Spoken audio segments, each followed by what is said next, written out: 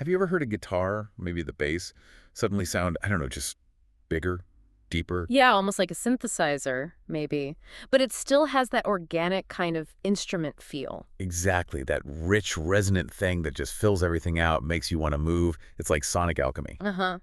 And often the source is this tiny, often orange, unassuming little box. Welcome to another deep dive. Today we're really plunging into the history, the sound, the whole legacy of a pedal that didn't just like add an effect, it fundamentally changed things. Oh, absolutely. It shaped sounds, defined genres even. We're talking about the Boss OC2 Octave. Came out in '82, this little compact stomp box, and it became, well, a secret weapon, didn't it? For sure. For guitarists, yeah. But maybe even more so for bass players. I mean, the tones it created are still, iconic. People are still chasing that sound decades later. It's kind of remarkable, isn't it, how one uh, seemingly simple bit of analog circuitry could create such rich, totally new sonic textures. And influence so many artists across such a huge range of music. So our mission for you today is basically to unpack its origins. Where did it come from? And delve into that unique analog magic, including the charming little quirks that give it its specific voice. Right. And figure out why, all these years on, that warm, sometimes slightly glitchy sound is still, for many people, just unmatched. Mm-hmm. You can't quite get it anywhere else. So whether you're a musician yourself or maybe you just love music and enjoy kind of pulling back the curtain on how sounds are made, Or you just love understanding, the building blocks of innovation. you're definitely in for a treat. We've dug through a stack of sources covering its whole history from when it first landed to its lasting impact. And we're ready to share the most important bits, the real nuggets of insight with you. Okay, let's unpack this then. We're starting back in 1982. Right. And Boss, I mean, they were already a huge name in pedals then, weren't they? Oh, absolutely. Known for those super rugged, reliable stomp boxes. And they were always innovating. Yeah, you had the DS1 distortion, the C2 chorus, SD1 super overdrive. Yeah. Pedals that were already classics by then. But in '82, they dropped something genuinely new, really groundbreaking. It wasn't just another flavor of, distortion or delay. No, this was their very first dedicated octave pedal. A totally bold step into new sonic territory. And one that would resonate, I mean, really resonate for decades to come. Indeed, because before the OC2 showed up, if you wanted an octave effect, what were you usually looking at? Well, typically something like a 60s octave fuzz pedal. Ah, right, like the Hendrix Octavia thing. Exactly, which combined that, raw, sometimes pretty aggressive fuzz with an octave up, a searing kind of sound. But the OC2 was different, conceived differently from the start. Totally. It wasn't about fuzz at all. It was specifically designed as a clean octave divider. Okay, clean octave divider. What does that distinction mean, really? Well, it's crucial because its main aim was to generate precise sub-octave voices. Suboctave, so below the original note. Exactly. Pitches exactly 1 or even 2 octaves below the note you're playing. It gave players this clean, fundamental pitch shift. Focus on adding depth then, like a Yeah. foundational tone. Precisely. Not grit, not complex overtones. It was about making your instrument sound like it had this truly massive low end. Not just louder or dirtier. Right. And the result, well, it was pretty transformative. Our sources definitely highlight that. It allowed a guitar or bass to sound, and I'm quoting here, fuller, heavier, and more synth-like. Than ever before from just a pedal, yeah. So this wasn't just another effect you'd add to your board. It was like redefining what your instrument could even do sonically. It really laid the groundwork, for all the modern digital octave pedals that came later. It set the benchmark. And became an instant staple for guitarists and bassists almost overnight. It just gave instruments this deep, resonant voice that was, frankly, pretty hard to get otherwise, maybe impossible with the traditional setups. So what was actually going on inside that little orange box? What made it have such a huge impact? What gave it that really distinct, unmistakable sound? Yeah, what was the magic under the hood? Okay, so at its core, it was what we call analog divider circuitry. Right. Not a circuit wizard here, so break that down a bit. Okay, well, imagine the sound wave from your guitar or bass, right? This clever circuitry, it essentially does a mathematical division on its frequency. Oh, okay. It cuts that frequency exactly in half. Boom, you get a note precisely 1 octave lower. Simple as that. Well, conceptually simple, maybe. Conceptually, yeah. And then it could do it again. Take that new frequency, cut that in half, That gives you a note 2 octaves below your original. Wow. Okay, so it's generating these lower mirror images. Exactly. Perfectly in tune lower mirror images, all done through purely electrical analog means. And that analog approach, that's key to the sound, isn't it? Absolutely key. It contributed massively to that warm, organic, maybe slightly unpredictable character it has. And players had control over blending these new lower voices with their original sound. How did that work on the pedal itself? Yeah, despite the clever stuff inside, the controls were beautifully simple, Ooh, really effective. just 3 knobs. Right? 3 simple knobs. You had Oct 1, which controlled the volume of that -1 octave voice, Yeah. the one just below your original. Got it. Then Octave 2 for the volume of the even deeper one, the -2 octave, that real low rumble. Okay. And finally, direct level. That was for your clean, unaffected signal. Let you blend your original instrument tone back in. So you could dial in just a hint or Yeah. go full-on synth monster. Exactly. It allowed for incredible blending. You could really sculpt your low end from Right. just subtle thickening to this massive, all-encompassing roar. Okay, now here's where, as you say, it gets really interesting. The limitations Yeah. that became, well, features. Right. The OC2 was famously monophonic. Monophonic, meaning, what did that mean in practice? It means it was designed to track to process just one single note at a time. Okay. That analog divider circuitry, it worked best when it had a nice, clear, isolated pitch to latch onto and analyze. So what happened if you, say, tried to play a chord through it? Well, that's where the tracking often got, let's say, confused. The pedal would struggle with multiple frequencies hitting it at once. And the result was? Glitchy sounds, garbled tones, sometimes completely unpredictable noises, really. Not always musical in the conventional sense. Right. But this quirk, this limitation, that actually became part of its charm. Absolutely. For many players, it did. It didn't just mean you avoided chords when using it. It actually pushed people to play differently. How so? Well, it made you think more in terms of single melodic lines or maybe strong rhythmic pulses. Every note had to count, you know? Especially when layered with that incredible subharmonic weight. And those glitches, those tracking oddities. They could actually add this raw, almost human unpredictability, a character that, pristine digital perfection just can't replicate. It gave it this lively, almost breathing quality. So it kind of encouraged a whole new way of expressing things, just with single notes. It really did. A new language, almost. That unpredictability definitely became a signature sound. So, okay, beyond the monophonic thing and the charming glitches, how would you actually describe its core tonal character? Well, our sources often talk about a warm, analog sub-octave sound and often mention a slight grit. It wasn't perfectly clean, perfectly smooth. It had real character. Okay, warm, analog, bit of grit.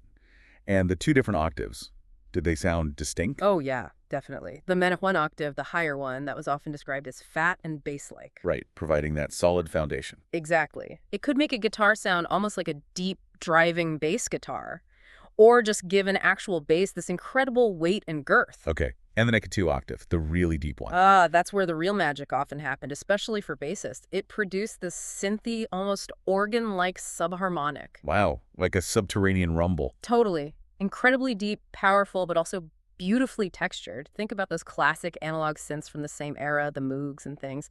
The OC2 could get you astonishingly close to that kind of thick, rich low end. It could transform a bass guitar into this formidable synth-based machine. And blending them together. Especially for bass players, yeah. That's where you got those truly iconic synth-based textures that define entire genres. It really blurred the lines between a traditional bass and an electronic synth.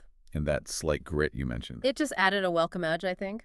It stopped it from sounding too clinical, too perfect, gave it a raw, organic feel that cut through. Okay, so we've got this picture now. Analog warmth, deep subs, quirky tracking, a bit of grit. Let's bring it to life.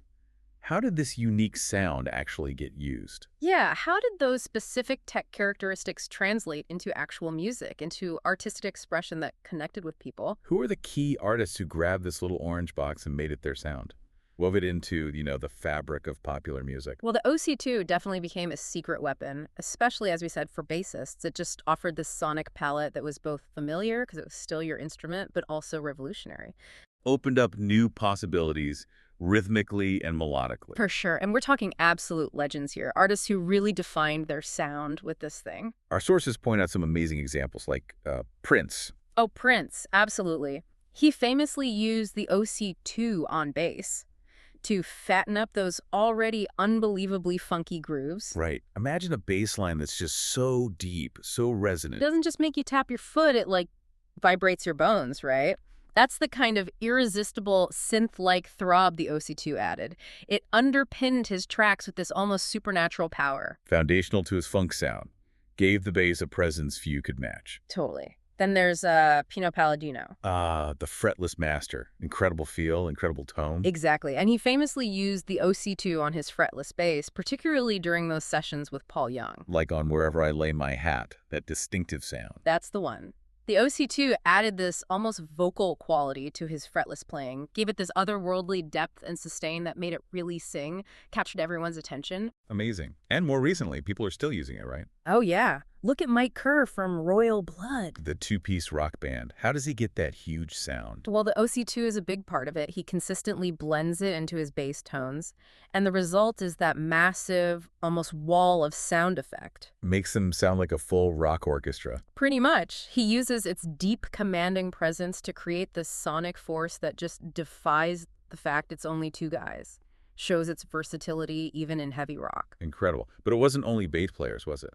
No, not at all. Guitarists definitely found their own unique ways to use it. Think about the Edge from U2. Master of textures and atmosphere. Right. He often used octave layering, and the OC2 was frequently part of that, to create those ethereal, really expansive sounds. That are so characteristic of his style. Exactly. It added this incredible depth, this sustained, almost organ-like drone sometimes, underneath his shimmery delays, gave his riffs this majestic, almost spiritual quality, filled huge spaces. Wow. And Ed O'Brien from Radiohead.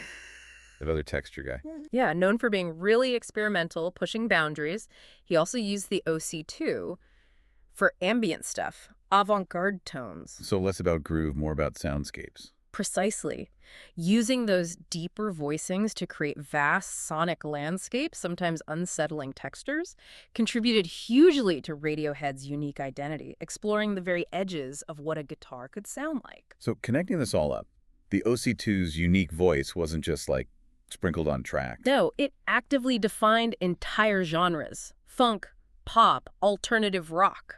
It became this indispensable tool for sonic exploration, Allowed musicians to craft sounds that went way beyond traditional instruments. making it one of the most significant, most enduring effects pedals ever. That ability to create those deep, resonant, slightly gritty subharmonics, it was instrumental in shaping the whole sound of modern music. Proof that sometimes a small pedal can have an absolutely giant voice. Couldn't agree more. And the OC2 itself, it had an incredible production run, didn't it? Over 20 years. Yeah, 1982 right through to 2003, and apparently with minimal circuit changes in that whole time. Which is pretty remarkable. Shows how well designed it was right from the get-go. Absolutely. And what's fascinating now is its collectability, how its legacy continued even after they stopped making the original. Right, those early Japanese ones. That's it. The early versions, specifically the ones marked Made in Japan, they're highly collectible now. Fetch much higher prices on the used market. They really do. And it's not just nostalgia, is it? It speaks to this deep reverence players have for what they feel is the purest form of that original analog character. A certain mystique around them. Yeah, mystique. Many believe they have a slightly warmer, maybe more nuanced tone, could be tiny component differences, or just the aura of being the original. And that perceived difference, whether real or subtle. Drives serious demand among collectors and, serious tone chasers. People pay a premium for that authentic made-in-Japan magic. But the story didn't stop in 2003 when the OC2 was discontinued. Boss kept going around. Oh yeah, Boss, always innovating. They released successors. First was the OC3 Super Octave that came out in 2003. And then more recently, the OC5, which landed in 2020. So how did these newer pedals kind of continue or evolve the OC2's legacy? Did they learn from it? Push things forward? Well, the OC3 introduced some key advancements, things that addressed the OC2's inherent limitations. Like the monophonic tracking. Exactly. The OC3 famously added a polyphonic mode. Finally, you could track chords cleanly without all the glitchy weirdness of the original. Ah, big step. Huge. It also included a drive mode, which offered a different kind of octave sound with some added grit. But crucially, What? and maybe this shows how much they respected the original, it also included a dedicated classic OC2 mode. No way. So you can still get that vintage analog style. Exactly. They knew people loved that sound. Then the OC5, the latest one, that really aims to combine the best of both worlds. How so? It offers both a refined vintage OC2 mode for people craving that original tone and vastly improved modern polyphonic tracking. Better stability, better responsiveness. So modern text, but keeping the old magic. That seems to be the goal. And a key thing was ensuring it maintained the analog warmth that made the OC2 so special, even with all the digital processing involved in some features now. It's a real balancing act then. Preserving heritage, embracing innovation. Caters to the purists and those wanting modern versatility. It's quite clever. But despite these newer pedals, which are arguably more versatile, maybe technically superior, The original OC2 is still really beloved, isn't it? yeah, by this passionate community, for that warm, slightly glitchy analog character. Something the newer digital ones, even with OC2 modes, maybe can't fully replicate. It seems there's just some magic in those imperfections. Why do you think that is? What is it about that original? Well, I think it highlights this fundamental truth about musical gear, and maybe art in general. Sometimes what you might see as a technical flaw, a limitation. Like the monophonic tracking quirks. Yeah, those actually become part of the desirable sonic signature. That organic, slightly unstable character, the way it sometimes kind of breathes with the notes. It's a feel, a vibe. Hard to quantify, but you know it when you hear it.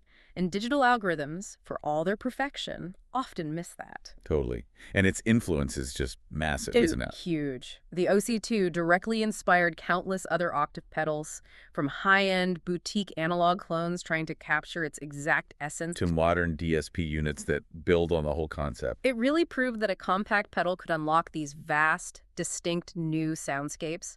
It changed what people expected from an octave effect forever, solidified its place as a true legend. What an incredible deep dive that was. Yeah. Into this little pedal that just made such a giant impact. Yeah, from that groundbreaking clean octave division back in '82, setting a whole new standard. To its defining role in funk, pop, alternative rock. The Boss OC2 really stands as one of the most beloved, most influential octave pedals ever made. Its voice just keeps resonating. Indeed. And it's a real testament, isn't it, to how specific tonal characteristics, even ones born from technical limits, like that monophonic tracking, can be totally embraced. And transformed into these essential tools for real musical expression. It kind of reminds us that innovation isn't always about flawless perfection. Sometimes it's about refining what's there. And quite often, it's actually in those beautiful, distinctive imperfections that give gear its soul. And inspire whole new ways of playing. Exactly. So the next time you hear a bass line that just makes your head bob with that irresistible, almost synth-like groove, Or a guitar texture that sends shivers down your spine with its sheer depth and atmosphere. just consider maybe you're hearing the deep, warm, slightly quirky voice of an OC2. Perhaps you'll start listening out for those iconic synth-based textures, like those incredible Prince lines that just vibrate right through you. Or the way Pino Palladino made his fretless sing with that otherworldly depth. Or maybe you'll notice how modern artists are still finding ways to blend that vintage analog warmth, maybe from an OC2 or something inspired by it. With cutting-edge digital precision, creating something totally new and unexpected. What new sounds will you hear differently now, knowing the story behind this legendary little orange box?